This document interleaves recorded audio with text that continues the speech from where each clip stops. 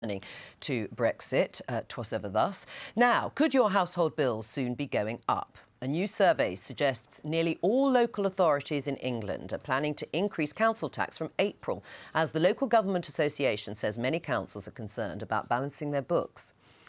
Of the third of councils which responded to this year's local government finance survey, 95% said they plan to raise council tax. Almost three-quarters said they plan to increase council tax by more than 2.5%. Council tax bills can rise by up to 6% this year, which includes a levy or precept of up to 3% to fund social care. However, if bills were to increase by more than 6%, that would trigger a local referendum. Now, 93% of councils also said they were planning to raise fees for services they provide, including parking and planning. Councils are increasingly dependent on money they raise locally rather than central grants, a move the government says will improve accountability. But Lord Porter, chairman of the Local Government Association, has said some authorities are perilously close to financial collapse. Well, we can speak now to Ferris Cowper, a district councillor in East Hampshire, one of only 6 councils in the survey, which said it would not be increasing council tax this year.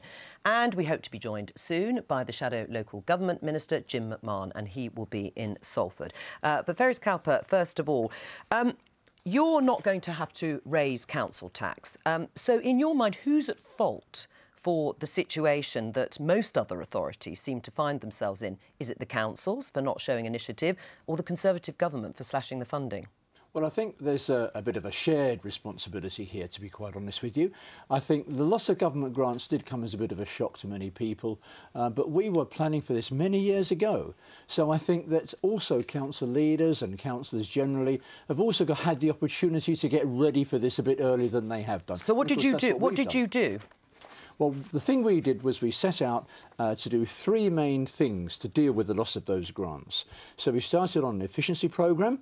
So that's not a service cutting programme. That means keeping the services and just running them cheaper. Some people call efficiencies losing services. We don't. So, for example, I came in from manufacturing, found a huge number of senior managers. So we've halved the number of senior managers in the council. That's one way.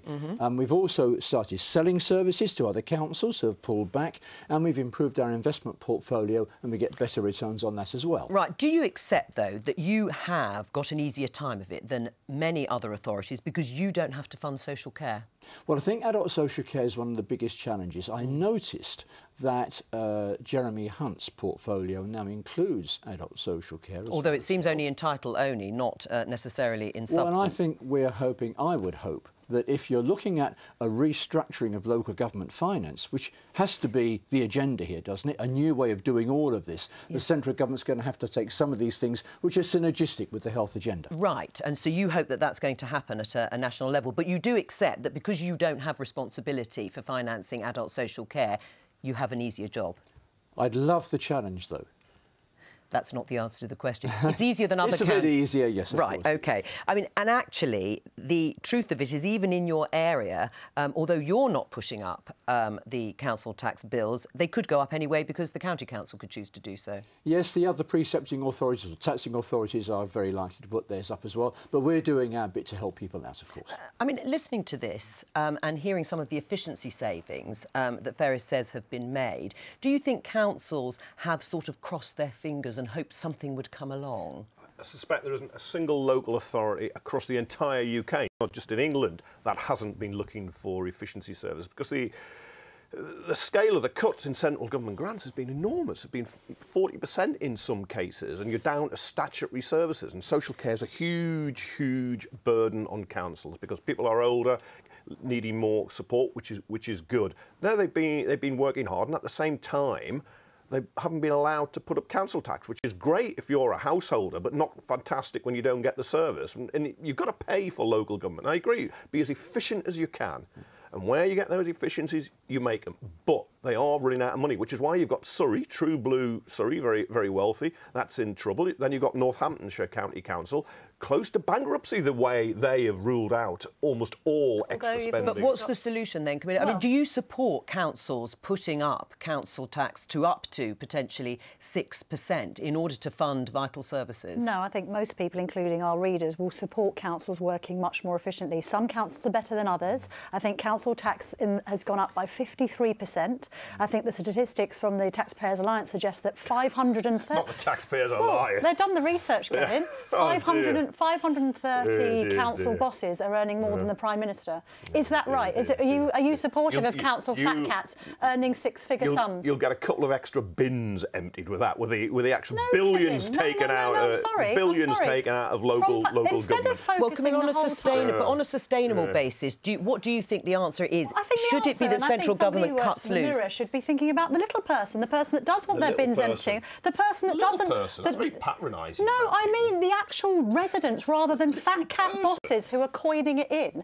Mrs. Miggins, who wants her bins changed up in Blackpool, doesn't want to face a doubling of council tax. Her council tax used to be about £700 or £800. It's now £1,500. But how do councils? That's because councils have expanded exponentially beyond their remit. But why Camilla, are council bosses earning more than the Prime Minister? Putting aside the issue of how much they're being paid, which we take your point that you think that they are fat cats earning too much money, but year on year, how should and how do councils meet the gap between what they used to get from central government without putting up council taxes? What would be your solution? Perhaps in the case of social care, if it isn't taken under the remit of the NHS, should we be looking at far more creative ways of managing the cost of social care? Social care actually affects 1 in 6 households, not 6 out of 6. In places like Germany, they have an insurance system to ward against the fact that you might need social care costs to be met. But that, of course, is a different argument about whether we would fund it through social insurance. Yes, fair enough. I'm saying maybe we should look at creative solutions. Well, let's pick up on what Camilla said about fat cat pay in local government. What do you pay your chief executive? We pay her £120,000 a year, and that's in the public domain. Right. I mean, is that too much? Well, it's less than the Prime Minister, which is a good start. Right. But is it too much, Camilla? I mean, should people... Well, I think we should be looking at caps, two councils with that chief executive, so it's £60,000 for the District Council of East Hampshire. Right. And do you think that is good value for money? Well, I think to have somebody running a £40 million enterprise on £60,000 a year is exceptional value for money. I think that does sound like good value.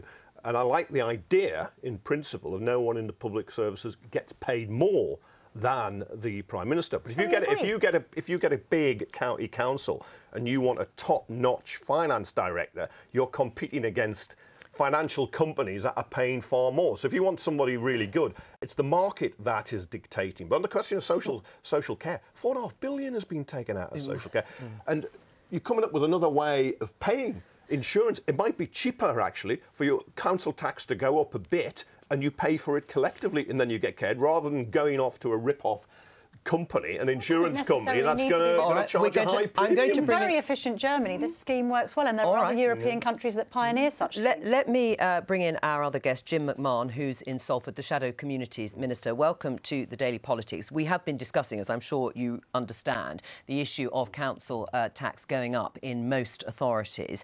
Ferris Cowper has said they're not going to do it in his district council because they made requisite efficiency savings. Would the situation, Jim, be that different under Labour? Well, I think what we need to accept is that council tax is very important, but it also has its limitations. And that's one, because the property values are so out of date now, the 27 years out of date since the last valuation. But also, there's very little relationship between the property values in an area and the ability of the person in the house to actually pay the bill. And so it's important, but it has its limitations. And I think what most people see today is that they're being asked to pay more and more for what they see as being less and less, because the neighbourhood services, the services that everybody sees, the universal services like libraries and street cleaning and parks and open spaces, are having to be reduced to fund adult social care and children's safeguarding. Sure, but so do you support broadly councils putting up council tax to pay for those services? in the current context, the council have absolutely no choice. Right. The government were asked to go away to find the money for social care. They failed in the autumn statement. The Secretary of State, when he came to the dispatch box today, completely failed to find any new money. So what they keep on doing is to backfill with one-off savings, finding money from the back of the couch, when our social care service is in absolute crisis, when our children's services are in crisis. So councils have no choice but to put up council tax because they need to fund those services. Because let's bear in mind, councils have 1,200 statutory obligations that central government put on them, and they have to meet. So they have really no choice. It's a horrible situation for them. All right, but you say it would be different under Labour because there would be a different sort of tax system related to property. The Conservatives say that actually under that tax system that you set out in the manifesto, people would pay more, or more people would pay more, because you would replace council tax with land value tax. The average family home could go up from £1,185 to £3,837 a year, an increase of 224%. Do you accept that there would be many more people paying even higher council tax under your proposals? So what I'd say is that we're looking at a wider range of taxation. We're looking at a wider range of income streams to fund local government, because we recognise that you cannot continue to rely on I understand that, but do you accept under your new system, in order to guarantee that stream of funding, that more people in bigger properties, rightly or wrongly, would be paying more?